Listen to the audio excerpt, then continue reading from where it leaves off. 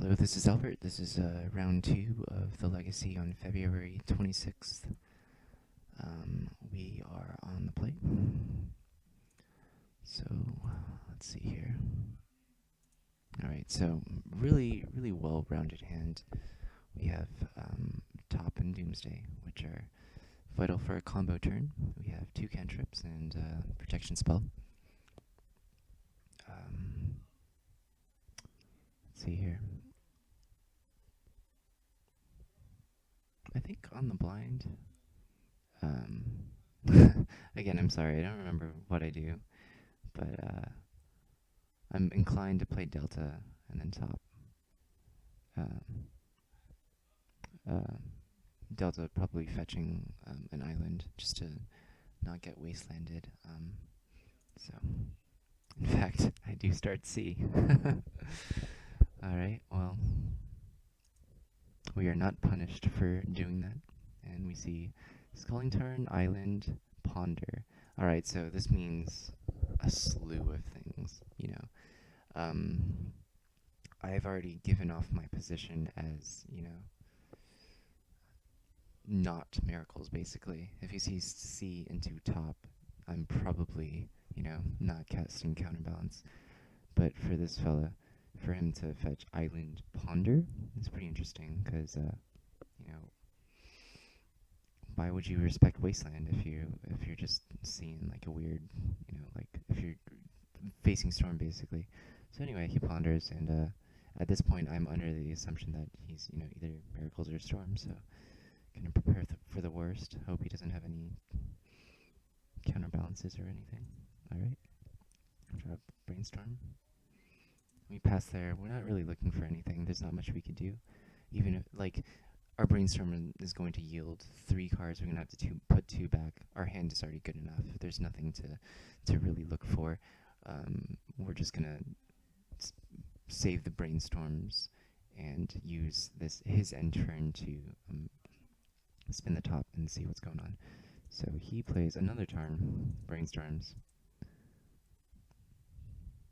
Fetches, standard tough. So at this point, I'm, you know, heaving a sigh of relief. There is no counterbalance for me to worry about. So, let it rock. Underground C into Preordained. So at this point, I definitely think, you know, this guy's probably on Storm, you know. There's still Storm lists that run 1, maybe 2 Preordains, and he's getting it off of C. So, again, another sigh of relief, you know. No counterbalance. I believe, what does he do? Puts it top, bottom, draws a card, passes turn. Alright, and this, now I end phase Brainstorm. Just, is it end phase? Yes, I haven't drawn yet, so just so I could Brainstorm, fetch, and then look with top. And now we see probe, LED. Now, a lot of good cards. And from here, I knew that just as long as he didn't do anything too crazy, you know, I'm still thinking he's on Storm. I don't think he's too crazy, so basically, I could tuck the Doomsday and use the probe to use the LED and the probe to hold priority to break 1 for black and draw into it and cast it. I am allowed to do this because I already have a top in play, and I get to use the second diamond and the top to continue on into my combo turn. So I actually opt not to fetch anything away. In fact, I think I put back Brainstorm and Ponder. I don't remember in which order. So yeah, it's vital that I don't fetch. Oh, no, I have to put back a Doomsday, obviously. So I have to put it second to top, and then anything else on top, so that on my turn I could draw whatever that card is, and then use the probe to get into Doomsday. So it looks like I put Doomsday and Brainstorm back. Doesn't matter. I draw into Brainstorm. Alright, so despite him being on Storm, I'm still wary. You know, I don't want to get blown out by anything weird. So me being like, I don't know what I was thinking, but I do indeed therapy, and I name Force of Will.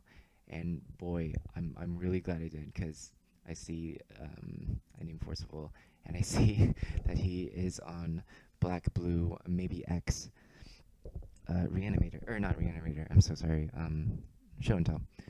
And so he does indeed have a force of will, and I'm really glad he chose to cast the preordain and not hold mana up for spell pierce unless he drew the spell pierce off of the preordain.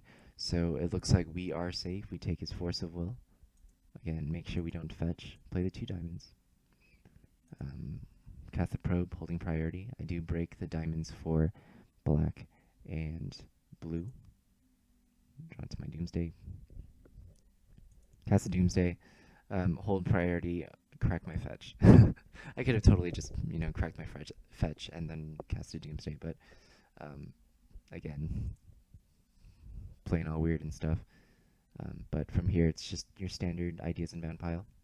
In fact, okay, I do want to discuss this a little bit. When playing this deck, it's kind of counterintuitive that I'm, making a video about it. But sometimes I like to show my opponent that I could kill them with Maniac to kind of make them paranoid and kind of like force them into keeping removal. Not that this deck may or may not, but it's just to kind of like give him something to worry about. But I do opt for a Maniac pile, which is Ideas Inbound, Probe, LED, Probe, Maniac. And I do have sufficient mana and health to do all those things.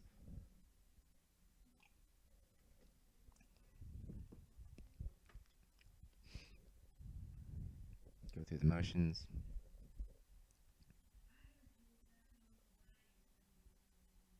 Cracking my LED for 3 black because I already have a blue source.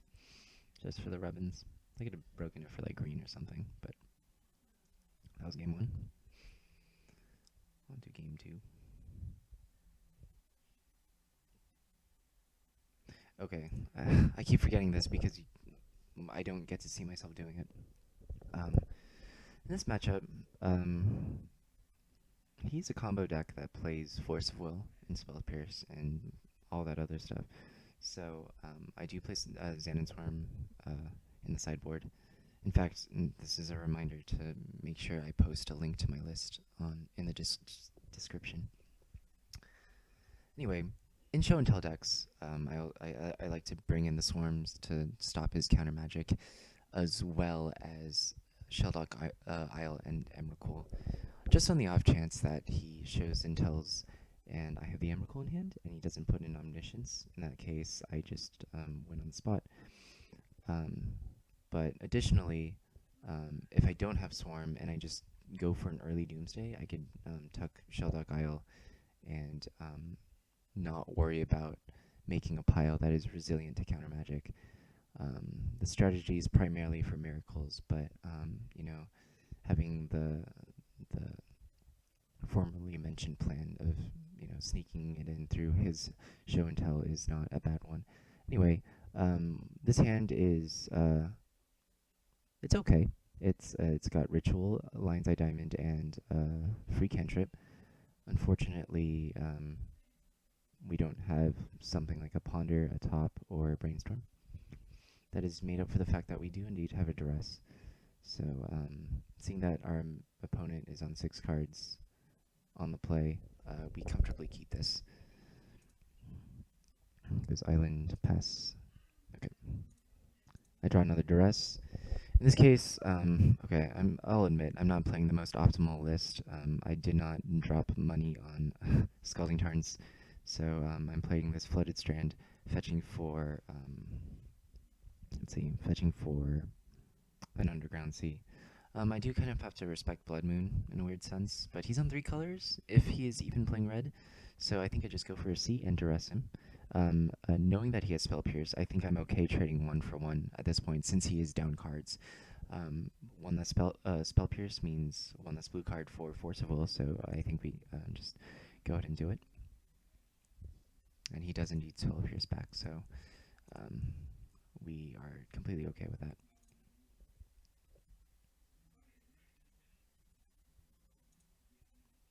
He goes bottom, draws a card, plays an island, so, that's pretty interesting. Alright, so we draw this Burning Wish, which is cool. Um, Burning Wish Lion's Eye Diamond is only really effective if you already have a top in play. That way you could actually draw into your pile. But, you know, we have another duress, and we're just going to fire it off, see what he has, and wait for another draw step to do something.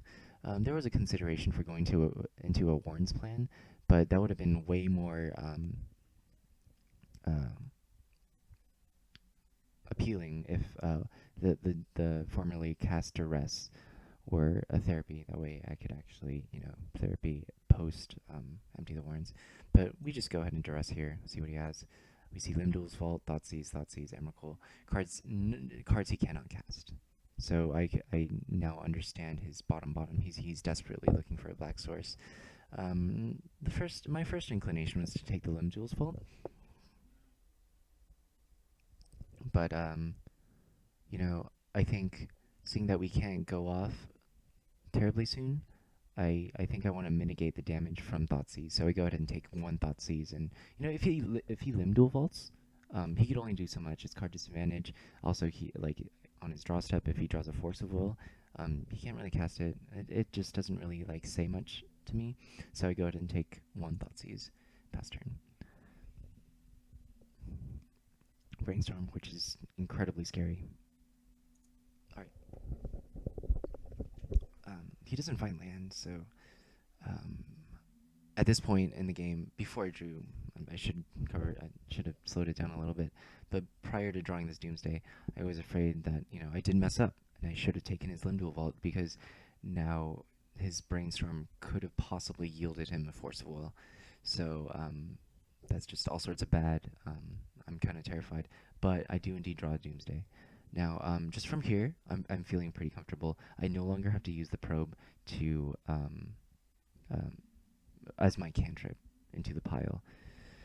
Reason being, well, I'll show you in a bit, but I do have Burning Wish at Lion's Eye Diamond, which is something in itself. So I'm going to go ahead and probe and see that he drew yet another Thoughtseize, and his hand has not changed. He has no interactivity, so we are in the clear. Basically, from here, I'm just going to draw a card. It doesn't matter what it is. I'm just going to go ahead and play my land, play my Delta, crack it for a red source so I could cast the Burning Wish. I'm going to Dark Ritual Doomsday. I guess I should just play through. And then draw therapy. Doesn't matter. But basically, Burning Wish Lion's Eye Diamond, it's important that I didn't side in the Infernal Contract here, because that is the plan that I'm going for. I'm going to draw 4 cards, the 4 of them being Lion's Eye Diamond, Lotus Petal, a Cantrip of Sorts, and a Burning Wish. So I'm going to draw the first 4 cards, just play them out, you know, and then when I'm cantripping, I'll hold priority, crack my diamonds, and tendrils them to death. So that is indeed what we do. Just a ton of artifacts. It's one pile. This one, hold priority, 3 black.